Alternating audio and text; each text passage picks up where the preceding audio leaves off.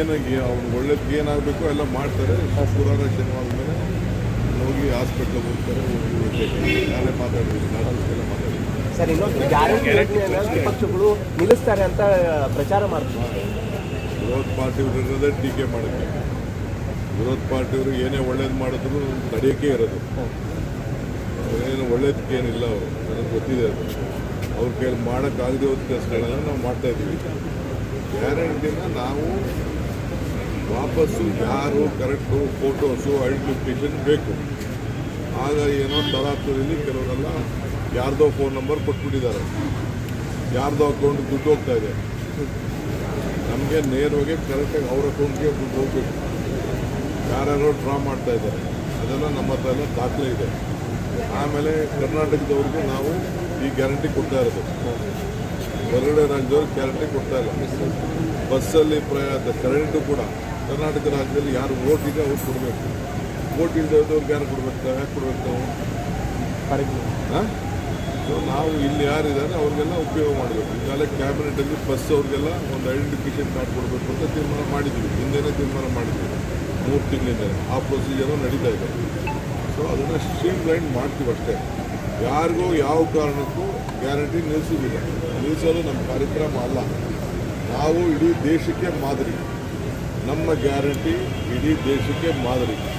ಮಹಾರಾಷ್ಟ್ರವ್ರು ತೊಗೊಂಡ್ರು, ಮಧ್ಯಪ್ರದೇಶವ್ರು ತೊಗೊಂಡ್ರು, ತಮಿಳ್ನಾಡವ್ರು ತೊಗೊಂಡ್ರು, ಆಂಧ್ರ ಪ್ರದೇಶವ್ರು ತೊಗೊಂಡ್ರು, ಬೇರೆ ಬೇರೆ ಯಾವ್ಯಾವ ರಾಜ್ಯ ಎಲೆಕ್ಷನ್ ಹೋಯಿತು ಅವರೆಲ್ಲ ನಮ್ಮ ಗ್ಯಾರಂಟಿನೇ ತೆಗೆದುಕೊಂಡ್ರು. ಯಾಕೆಂದರೆ ಬೆಲೆಗಳೆಲ್ಲ ಗಗನಕ್ಕೆ ಹೋಯಿತು, ಆದಾಯ ಎಲ್ಲ ಪಾತಾಳಕ್ಕೆ ಹೋಯಿತು. ಈಗೂ ಎಲ್ಲದಕ್ಕೂ ಆದಾಯ ಪಾತಾಳಕ್ಕೆ ಹೋಗ್ತಾ ಇದೆ. ಈ ಸಂದರ್ಭದಲ್ಲಿ ಗ್ಯಾರಂಟಿ ಯಾರಿಗೂ ನಿಲ್ಲಿಸಲ್ಲ. ಬಟ್ ಯಾರು ಕರೆಕ್ಟಾಗಿದ್ದಾರೆ ಅವ್ರು ತಲುಪಬೇಕು, ಅವ್ರು ಉಪಯೋಗಿಸ್ಕೊಳ್ಬೇಕು.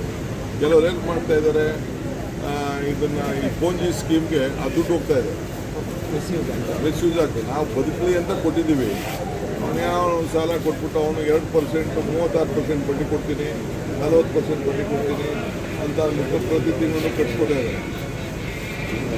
ಈಗ ಬೆಳಗಾಮಲ್ಲಿ ನೋಡೋದಲ್ಲ ನೀವೆಲ್ಲ, ದಾವಣಗೆರೆ ಅದಕ್ಕೆ ನಾನು ಎಲ್ಲರಿಗೂ ಹೇಳ್ತೀನಿ, ಎಲ್ಲೆಲ್ಲಿ ಗ್ರಾಮ ಪಂಚಾಯತಿಯಿಂದ ಹಿಡಿದು ತಾಲೂಕ್ ಪಂಚಾಯತಿನ ಯಾರ್ಯಾರಿಂದ ಸ್ಕೀಮ್ಗಳಿದೆ, ಆ ವಿನ್ವಿಲ್ಕ್ ಅಂತ ಬಂತು, IMA ಬಂತು, ಅವೆಲ್ಲ ಬಂತಲ್ಲ, ಅವೆಲ್ಲ ಕಡಿವಾಣ ಅಂತೂ ಹಾಕಬೇಕು. ಆ ದೃಷ್ಟಿಯಿಂದ ನಾನು ಅವ್ರಿಗೆ ಮಾರ್ಗದರ್ಶನ ಕೊಟ್ಟಿದ್ದೀನಿ. ಇದು ನಮ್ಮ ಪ್ರೀತಿ, ನಮ್ಮ ಹೃದಯದಿಂದ ಕೊಟ್ಟಂಥ ಗ್ಯಾರಂಟಿ. ಈ ಗ್ಯಾರಂಟಿನ ಹಾಳು ಮಾಡ್ತೀನಿ. ನಮ್ಮ ಹೆಣ್ಮಕ್ಳು, ಹೆಣ್ಣು ಕುಟುಂಬದ ಕಣ್ಣು, ಅವ್ರಿಗೆ ಶಕ್ತಿ ಜಾಸ್ತಿ ಸಿಗಬೇಕು, ಮನೆ ಬೆಳಗಬೇಕು. ಆ ದೃಷ್ಟಿಯಿಂದ ಕೊಟ್ಟಿರೋ ಗ್ಯಾರಂಟಿ, ದೇಶಕ್ಕೆ ಮಾದರಿ ಇರೋ ಗ್ಯಾರಂಟಿ. ಯಾವ ಕಾರಣ ನಿಲ್ಲಿಸಿದ್ರು ಅಪೋಸಿಷನ್ ಪಾರ್ಟಿಯವ್ರು ಮಾತಾಡ್ತಾರೆ. ಗಡಿಯಲ್ಲಿ ಪಾದಯಾತ್ರೆ ಮಾಡಿ ಈಗ ಯೋಜನೆ ವಿರೋಧಿಸ್ತಾ ಇದ್ದಾರೆ, ಕಿಲ್ಲೆ ಮಾಡ್ತಿದ್ದಾರೆ. ರಾಹುಲ್ ಗಾಂಧಿ ಪತ್ರ ಬರ್ತಿದ್ದಾರೆ.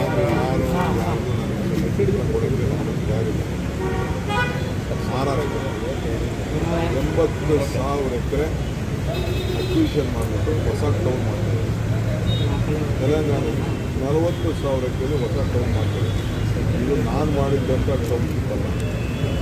ಹಿಂದೆ ಕುಮಾರಸ್ವಾಮಿಯವರೇ ಇದಕ್ಕೆ ನೋಟಿಫೈ ಮಾಡಿ ಟೌನ್ಶಿಪ್. ಹಿಂದೆ BJP ಗೌರ್ಮೆಂಟಲ್ಲಿ 1,000 ಎಕರೆನ ಈಗ ಅಕ್ವಿಷನ್ ಮಾಡಿ ತಿರ್ಗಾ KDB ಕೊಟ್ಟರಲ್ಲ. ಬಿಡದಿ ಟೌನ್ಶಿಪ್ ಯಾರು ಮಾಡಿದ್ದು? ಬಿಡದಿ ಇಂಡಸ್ಟ್ರಿಯಲ್ ಟೌನ್ ಯಾರು ಮಾಡಿದ್ದು? ಆರೋಳಿ ಇಂಡಸ್ಟ್ರಿಯಲ್ ಟೌನ್ ಯಾರು ಮಾಡಿದ್ದು? ಆ ಜಮೀನು ರೈತರು ಹೋಗಲಿಲ್ವಾ? ಈಗ ರೈತರೆಲ್ಲ ಒಪ್ಕೊಂಡಿದ್ದಾರೆ. ರಾಜಕಾರಣ ಮಾಡಬೇಕು ಅಂತಿದ್ದಾರೆ, ರಾಜಕಾರಣ ಮಾಡಿ.